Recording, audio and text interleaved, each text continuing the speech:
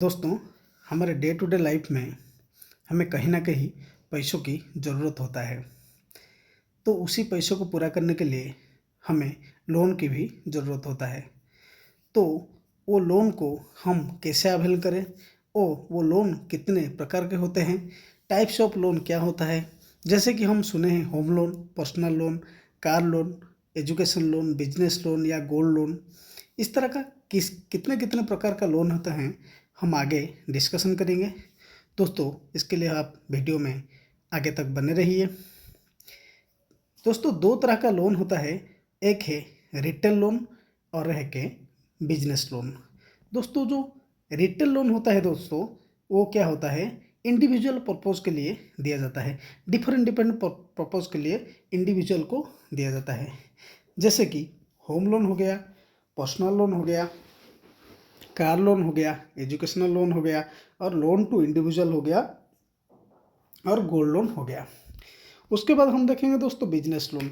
इस तरह का बिजनेस लोन जैसे हो गया टर्म लोन, सीसी यानी कैश क्रेडिट, बीजी यानी बैंक गारंटी और ओडी मीन्स ओवरड्राफ्ट और लैप मीन्स लोन एगनेस्ट प्रॉपर्टी और एमएसएमई लोन और मुद्रा लोन।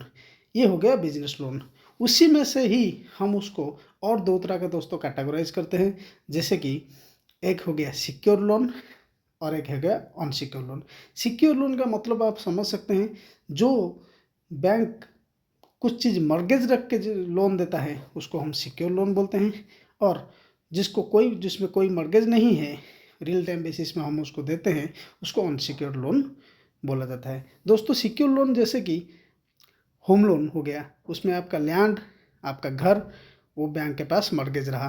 कार लोन हो गया, कार बैंक का प्रॉपर्टी हो गया। गोल्ड लोन हो गया, आप गोल्ड दे के ही लोन लेते हैं। लोन अगेंस्ट प्रॉपर्टी हो गया, आप प्रॉपर्टी दे के लोन लाए। तो ये सब हो गया सिक्योर लोन। ऐसे ही अनसिक्योर लोन जैसे कि पर्सनल लोन हो गया, क्रेडिट कार्ड लोन हो गया, एजुकेशनल लोन हो गया और मेडिकल लोन हो गया, या कोई शॉर्ट टर्म लोन हो गया।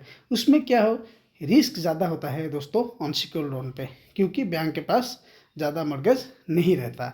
तो उसके बाद आज हम डिस्कशन करेंगे दोस्तों, तो रिटेल लोन पूरा डिस्कशन करेंगे।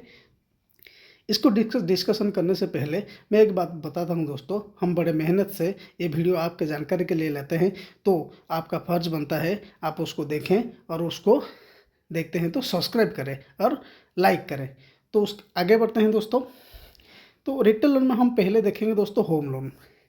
होम लोन किसके लिए लिया जाता है दोस्तों, हम होम लोन एक नया घर बनाने के लिए और घर का कोई कंस्ट्रक्शन करने के लिए भी, मतलब मरम्मत करने के लिए भी ले सकते हैं दोस्तों। ये बड़ा लॉन्ग टेन्योर का लोन होता है दोस्तों, जैसे कि 30 ईयर तक लोन होता है। इसमें 30 ईयर तक है तो इंटरेस्ट रेट थोड़ा लो होता है दोस्तों। होम लोन में टैक्स भी, आपको टैक्स बेनिफिट भी मिलता है। ये हो गया दोस्तों होम लोन। तो होम लोन का बाद है पर्सनल लोन। दोस्तों, पर्सनल लोन रिटेल लोन में आता है दोस्तों, जो कि अनसिक्योर लोन होता है। मैं पहले से बोला हूँ, उसमें कोई कोलेटरल रिक्वायर्ड नहीं है। हायर इंटरेस्ट रेट उसमें थोड़ा लगता है, क्योंकि ये इसमें रिस्क फैक्टर ज़्यादा है। तो उसके बाद हम देखेंगे दोस्तों vehicle loan. Vehicle loan 2 wheeler हो गया या 4 व्हीलर हो गया, कार के लिए दिया जाता है दोस्तों। व्हीकल लोन में क्या होता है, व्हीकल ही आज सिक्योरिटी काम करता है दोस्तों। तो उसके लिए व्हीकल लोन एक सिक्योर लोन हो जाता है बैंक के लिए।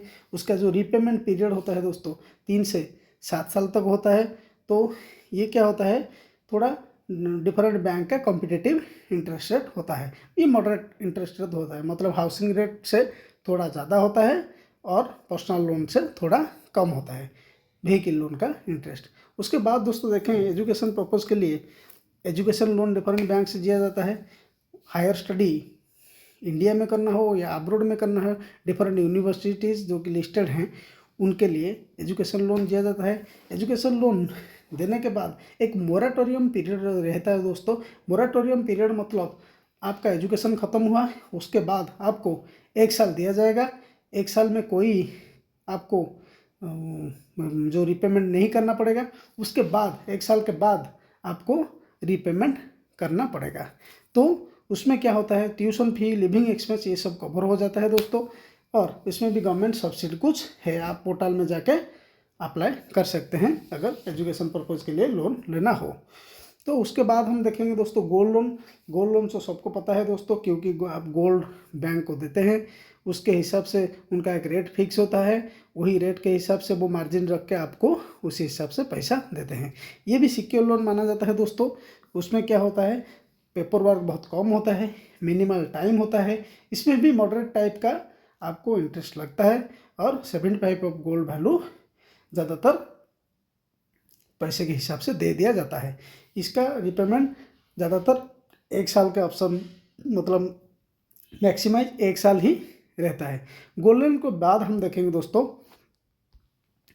गोल्ड लोन के बाद हम देखेंगे दोस्तों, और एक जानकारी के लिए बता दूं, आपका जो क्रेडिट कार्ड का लोन है, क्रेडिट कार्ड का लोन भी एक पर्सनल लोन की तरह होता है, मतलब वो भी एक रिटेल लोन होता है। वो क्रेडिट कार्ड का यूज करना भी एक लोन होता है। तो दोस्तों आज हम डिस्कशन किए हैं रिटेल लोन। तो अगर आप बिजनेस लोन के बारे में जानना चाहते हो, मेरे अगली वीडियो में हम बिजनेस लोन के बारे में डिस्कशन करेंगे। तो थैंक यू दोस्तों। तो आप चैनल में जुड़ें तो सब्सक्राइब कीजिए, मेरे चैनल को लाइक भी कीजिए। Thank you.